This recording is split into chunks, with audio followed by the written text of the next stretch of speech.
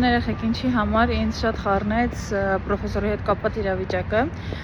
որտեղ որ իրականում ինքը ասում էր մի չի կա,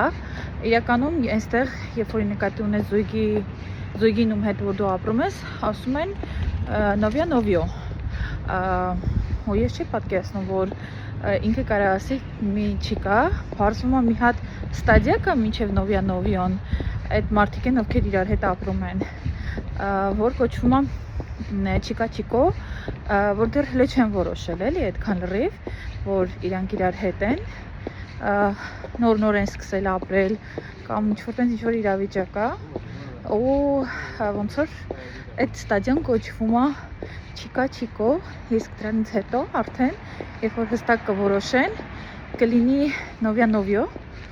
բայց ամենածաղելին որն է, որ դա շատ հազվադեպ է դառնում կինամուսին, որովհետև այստեղ ստատիստիկան ցույց է տալիս, որ իրար հետ ապրող զույգերի 11%-ն է իրար հետ ամուսնացած, մնացած բոլորը պարզապես ապրում են իրար հետ, ու այդպես էլ երբեք չեն ամուսնանում։